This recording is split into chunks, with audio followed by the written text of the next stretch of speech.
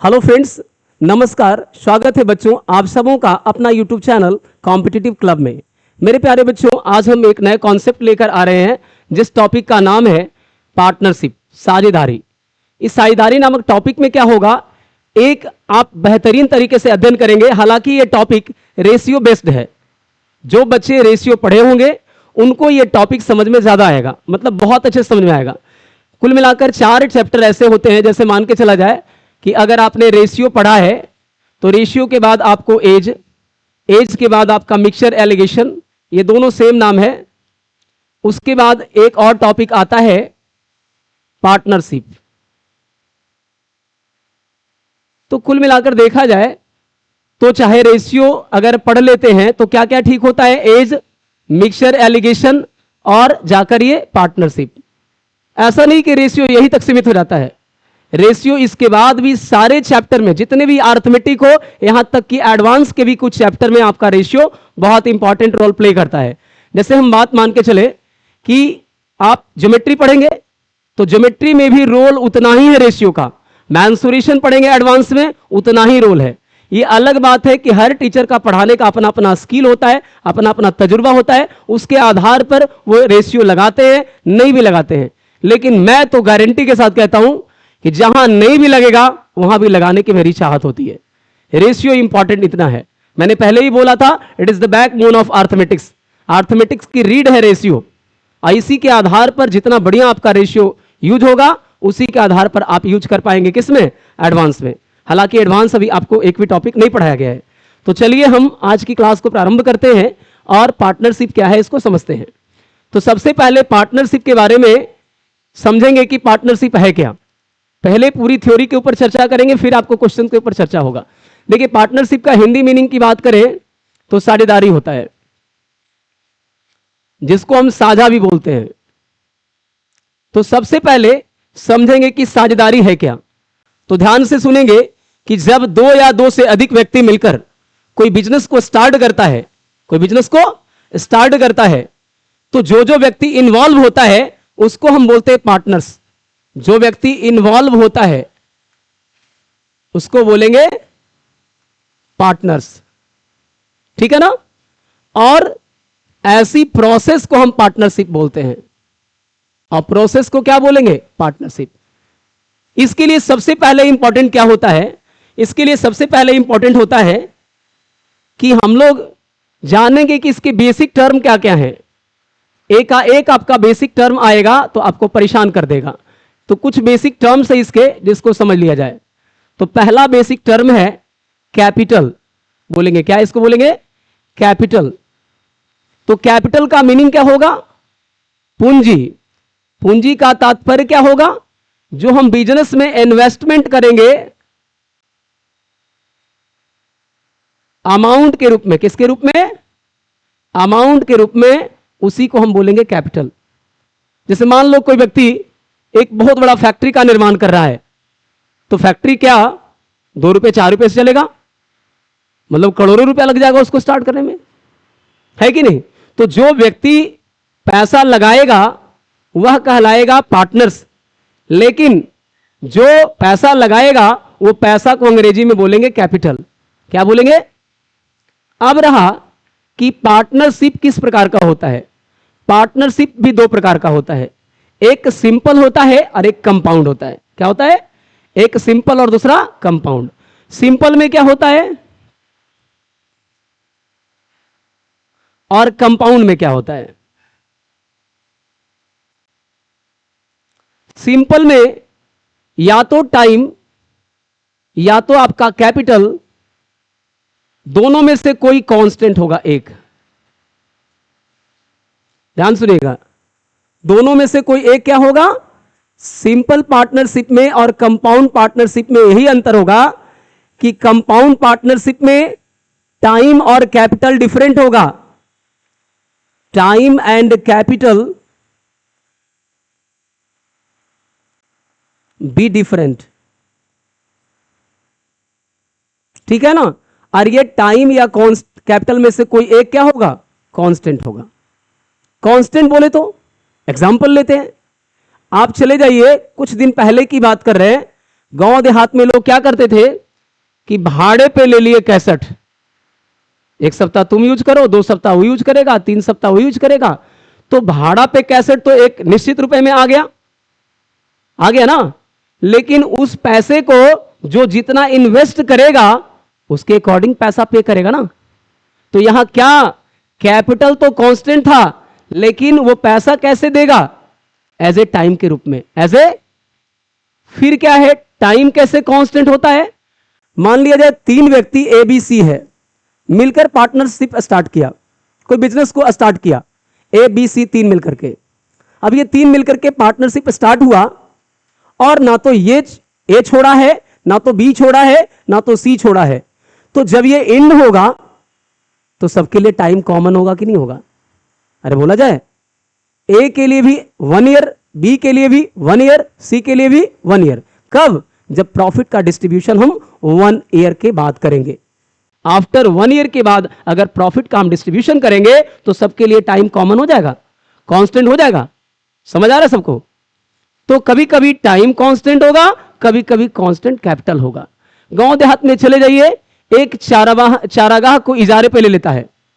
चारागाह समझते हैं ना, भेड़ बकरी गाय ये सब चराने के लिए वो पूरा इजारा पे ले लेता है। एक बार पैसा अमाउंट पे कर देता है, अब बोला 1 ईयर के लिए तुम्हारा जो यहां तक का खेत है मैं तुमको इजारे पे लेता हूं, और इससे जो हम यूज करें हम कर पाएंगे। अब मान के चलो ए उसमें 20 गाय चराया 10 महीना, बी चराया 12 गाय 15 महीना, सी चराया 18 गाय 16 महीना। तो सबने चराया अलग अलग समय के लिए, अलग अलग गायें चराया, तो वो किस रेशियो में पैसा देगा? वो जो गाय चराया और जितना टाइम के लिए चराया। लेकिन कैपिटल तो फिक्स हो गया कि इतना कैपिटल हमको तीनों मिलकर के पे करना है जो इजारे पर लिया गया है। तो कभी कभी कैपिटल कांस्टेंट होगा और कभी कभी टाइम कांस्टेंट होगा। ऐसे में जो पार्टनरशिप होगा उसको बोलेंगे सिंपल पार्टनरशिप। और ये जो अलग अलग टाइम होगा, अलग अलग, मान लो देखो तुम लोग 3 बच्चों ने मिलकर एक कमरा लिया किराए पर, ए बी सी ने मिलकर 1 ईयर के किराए पर लिया, 12,000 के रेंट पे लिया, 12,000 के रेंट पे लिया। अब बताओ कि ए बी सी 3 व्यक्ति ने मिलकर किराए रेंट पर ले लिया 12,000, और मान के चला जाए ए की नौकरी, ए बी सी तीनों साथ में रह रहा था, ए की नौकरी 4 महीने बाद हो गई। क्या ए अब तुमको देखने आएगा? ए रेंट मांगोगे देगा? बोलेगा यार मेरा तो अच्छी बात है, मेरा नसीब ठीक था, मैंने 4 महीने बाद ही नौकरी ले ली। उसके 4 महीने और बाद बी भी नौकरी ले लिया, यानी बी के लिए कितने मंथ की हो गई? इसके 4 माह बाद, तो 4 और 4 8। बेचारा सी जो है अभी तक जॉब नहीं लिया, तो उसको पूरे साल का रेंट देना पड़ेगा। यानी इसको देना पड़ेगा 12 महीने का, इसको देना पड़ेगा 8 महीने का, इसको देना पड़ेगा। तो यहां देखिए कैपिटल कांस्टेंट है लेकिन टाइम क्या है? लेकिन ये जो तुम्हारा कंपाउंड पार्टनरशिप है इसमें ऐसा नहीं है, इसमें टाइम भी डिफरेंट होगा और कैपिटल भी। जैसे एग्जांपल मान के चलिए, देखिए इस ओर ए बी सी तीनों मिलकर पैसा लगाया। अब ये मान लीजिए 30K लगाया, K for 1000, और ये 40K लगाया और ये 50K लगाया। क्या तीनों की अगर कैपिटल के रेशियो निकाले तो 3, 4, 5 होंगी? कैपिटल अलग अलग हो गया। और हो सकता है कि ये 6 महीने बाद बोले यार मुझे इस बिजनेस में नहीं रहना, मेरे को शायद लग रहा है कि ये बिजनेस ज्यादा दिन नहीं चलेगा, इस बिजनेस में प्रॉफिट मुझे नहीं बुझा रहा है, सो ऐसा है कि मैं इस बिजनेस को छोड़ रहा हूं। अब ए तो 6 महीने बाद छोड़ दिया, तो ए की समय कितने रही? राइट नाउ इसके 2 माह बाद बी को भी मति गति भूल गया, उसका भी मति गति खराब हो गया, बोला यार मेरे साथ भी लग रहा है कि ये बिजनेस नहीं चल पाएगा, सो मैं भी सॉरी छोड़ रहा हूं। तो ये 2 महीना और बाद छोड़ दिया, 8 महीने। लेकिन सी को तो एट लास्ट तक रहना पड़ा, इस बिजनेस को चलाना पड़ा, शायद ये कुछ आगे चल जाए, अच्छा हो जाए या तो खराब हो जाए। अब इसने ये 12 महीना, बताइए तीनों की कैपिटल डिफरेंट थी और तीनों की टाइम भी क्या थी? इससे यह भी पता चला कि प्रॉफिट का जो डिस्ट्रीब्यूशन होता है वो किस रेशियो में होता है? Capital into time. बोलो ना हाँ। प्रॉफिट का डिस्ट्रीब्यूशन क्या होता है? Capital into time. यानी एक ही फॉर्मूला पूरे पार्टनरशिप का है, लाभ बराबर पूंजी गुना समय, यानी प्रॉफिट बराबर कैपिटल इनटू, समझ आ रहा है ना? प्रॉफिट बराबर कैपिटल इनटू। अब समझते हैं कि पार्टनरशिप जब स्टार्ट करेंगे हम, तो पार्टनरशिप में जो टर्म आया, तो पहला तो आया कैपिटल, दूसरा और भी बहुत सारे टर्म आए। सबसे बड़ा पॉइंट एक और है, इसको हम चले आगे। आगे जो देखेंगे पार्टनरशिप में,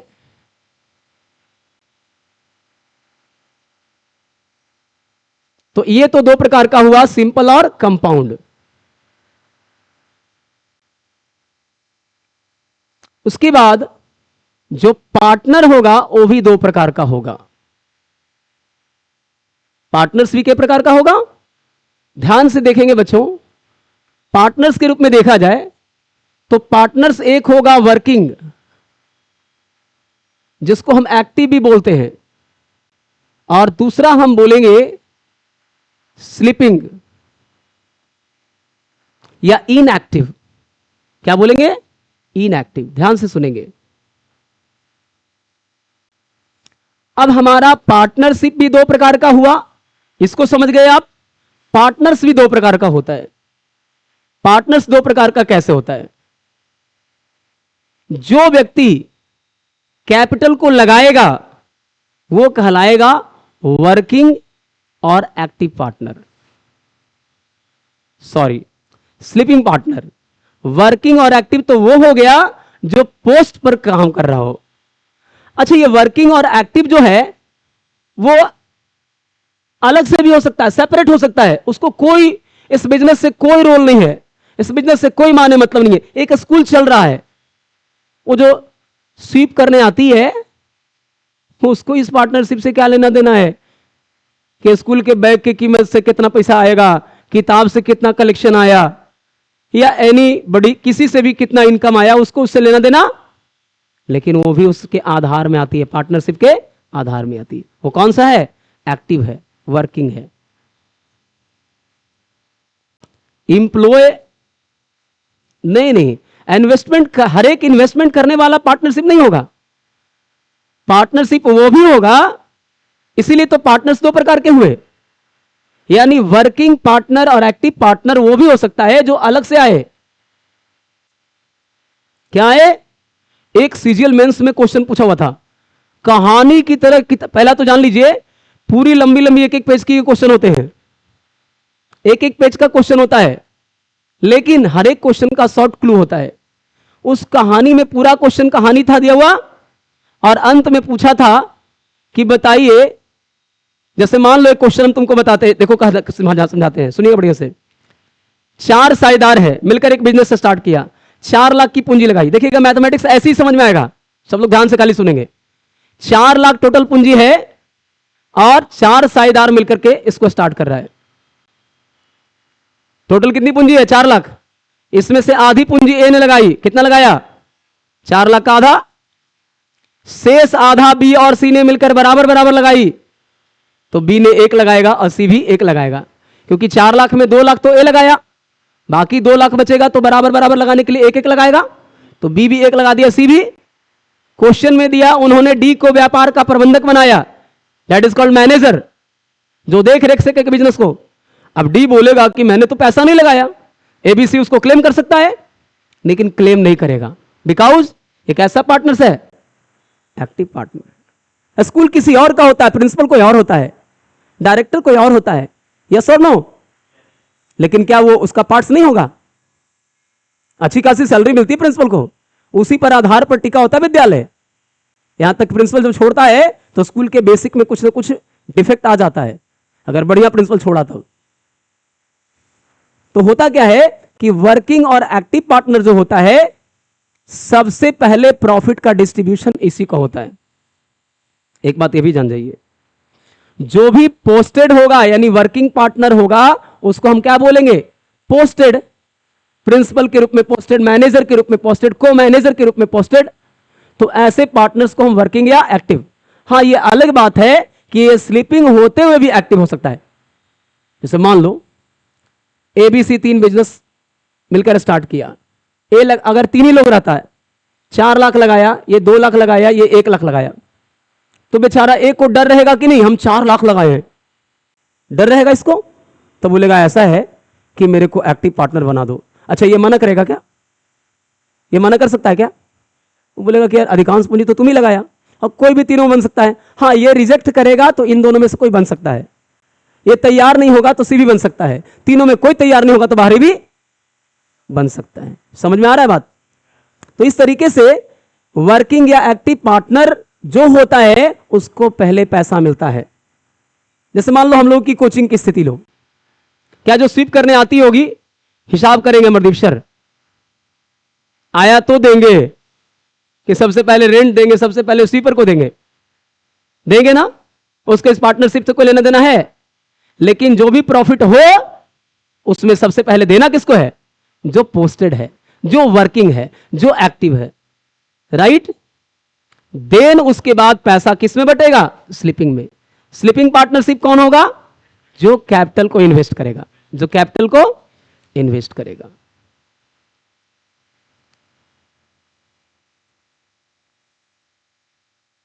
अब रहा कि ये स्लीपिंग पार्टनरशिप और वर्किंग पार्टनर समझ गए।